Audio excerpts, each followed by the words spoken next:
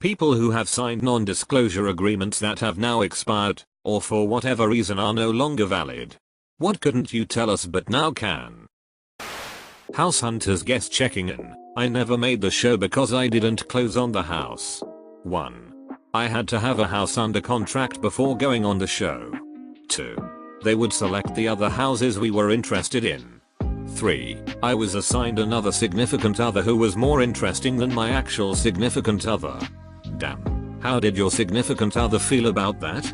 She hated attention, not my significant other anymore, so she was fine with it. The girl I was gonna do the show with was super charismatic and funny. It would have been a hell of a show.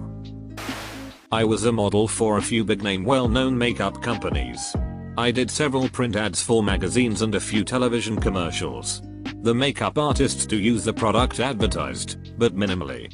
Like that mascara they're touting. It's over really good fake eyelashes, and they also used another brand of mascara along with the one they are trying to sell you. Also, the clothes in the ads you see are pinned to high heaven on the model. They fit nothing like they look. It's not you. It's not your body. It's fake advertising. Most of us models look just like you wearing that crap without all the pins and tucks and double-sided tape. A friend of mine got a job at a prominent local distillery that makes an extremely popular flavored whiskey. They literally buy whiskey from a third-party distillery and dump Torani flavoring syrup into it. A friend of mine works for a company that does QC stuff in distilleries. Turns out almost every single fantasy you have of handcrafted spirits made with love in small batches is bogus. Rail tanker cars full of raw grain alcohol get distilled to raise the purity and blended with high fructose corn syrup and flavoring extracts. The stuff is blended in totes, 1 cubic meter plastic containers, with a hand drill and a paint stirrer. Viola. High engine, sold for $90 for 26 ounces. You paid for the marketing, not quality product.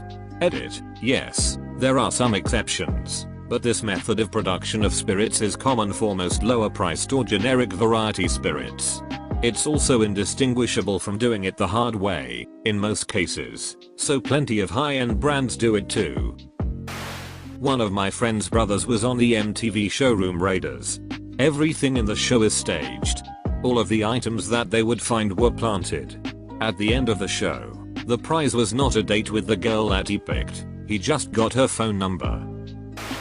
Did some work on the trading floor at Goldman Sachs. I had access to all trading accounts and transactions. Came across some shady looking accounts which did not meet policy.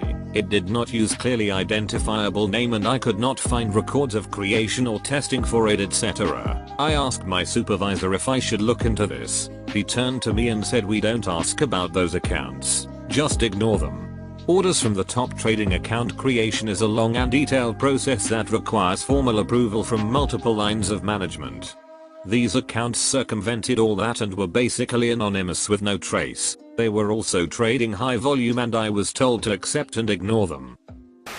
Apple 100% replaced the iPhone 4 for users because of a RT antenna. We were instructed to dodge, deflect, and deny this was the issue. Cell phone providers with the phone was a fluke. It didn't matter.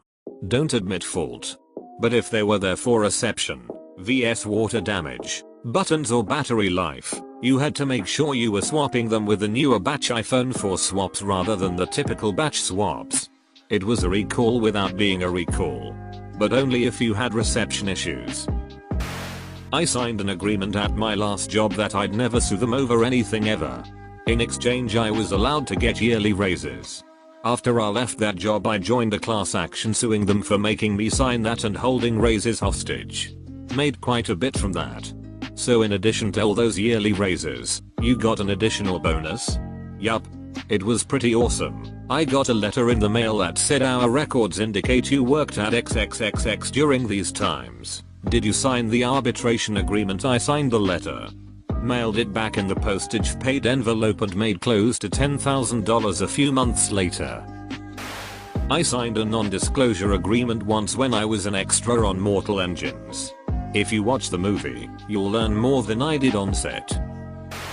Posted this before. If it sounds familiar, not me, but a guy I know was on Cash Cab. A lot of it was faked. He was told he would be on a travel food show and would get picked up by a fake taxi at a certain location at a certain time. There were camera crews all over outside the taxi and there's no way on earth you might mistake it for a real cab. I worked for a native casino. The golf courses lost a ton of money for us, as did the advertising for the courses. Food we generally broke even on because of all the comps. If a crime was committed by a dealer, they would watch the dealer for 3 months to see if there were accomplices. They used facial recognition and would pair match you, so if the same person sat with the same dealer over and over, they would know. This way they could look for accomplices. Then when they busted you, they would sit you down and make you watch a video of you breaking the law. They did this because they wanted you to plead guilty as opposed to an expensive trial. That someone was making a wristwatch with 2 faces so you could set one to local time and one to the time you're from. For international travelers. My boss almost immediately broke it and had to pay. Amazon made me sign one when I worked with a company that painted their airplanes before the public knew they had them. I did the FAA paperwork. I was literally only one of like 7 people to see their airplane fully purple with their logo on it. I was actually taken off of the project for a day because they thought I lied about not having a Facebook. They meant business. I signed a non-disclosure agreement to waitress at a local family-owned restaurant. The owner was nuts, definitely had a severe personality disorder, and was worried about his recipes getting leaked. The restaurant is dead now and his secret recipes consisted almost solely of frozen packaged food. Edit, guys. Stop trying to guess what restaurant it is. You never will. There are millions of family-owned places with crazy bosses that go under. You don't know the place and I'm not gonna tell you. Also, Mr. Krabs pays his employees enough to own houses and pets. I wish I worked for him. Recycling company would throw away a lot of stuff.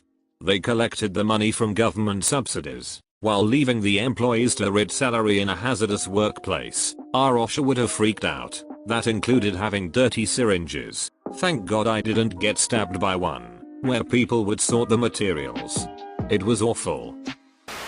I was an intern at Wells Fargo and we were grouped with other interns across the US and given a project to work on aside from our normal intern responsibilities. My group was tasked to look at their current incentive program and the one they were moving to and then come up with various ways they could be improved. 2 weeks before our presentation, someone way above each of our managers had us shred all our work and sign non-disclosure agreements. A couple years later the story broke about their incentive programs where employees were opening up fraudulent accounts for customers in order to gain more incentive rewards.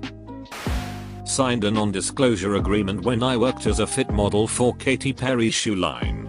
Basically a fit model is used for their good proportions to test out the fit of garments. I'm a solid size 7.5, so hooray for being average. I was hired on 2 occasions and got to hang out and give her my opinion on the fit, feeling, and comfort of different shoes. Didn't think she'd actually be there, but both times she was present and totally running the show. Super nice woman in person and remembered me when we met again. Also she apologized for making me wait so long, which I thought was nice. It was a late night meeting as she just wrapped shooting a music video. Her dog is really cute too and I got to save it when it got stuck behind a wall panel.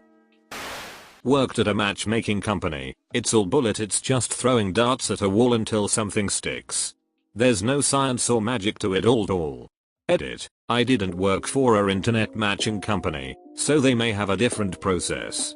What we did was get a paid client and set him up on dates. The dates we found were from a pool of women and we would just keep picking one after another. I quit because I felt like the women were just being used, and I became uncomfortable profiting off of people's hopes. They very much play up on finding you true love and it's a process. Blah blah. They'll very much play up the fairy tale romance. It did change me. I don't really date anymore because I don't trust the true intentions of people anymore. I became very jaded to dating after all of that. I thought you meant a company that makes literal matches and was confused. Figured that recipe would have been locked down long ago. We used an extract to flavor our peanut butter porter. God, it feels good to get that off my chest. That's all for today's video. Hope you guys liked it. If you liked the video, subscribe. If you want to support the channel, the best thing you can do is simply watch the videos. But if you really want to see the channel thrive, subscribe, like, comment, add to favorites, add to playlist, and share with friends. Don't forget to follow me on Instagram at Reddit and Insta. Thank you guys so much, and I will see you with tomorrow's upload.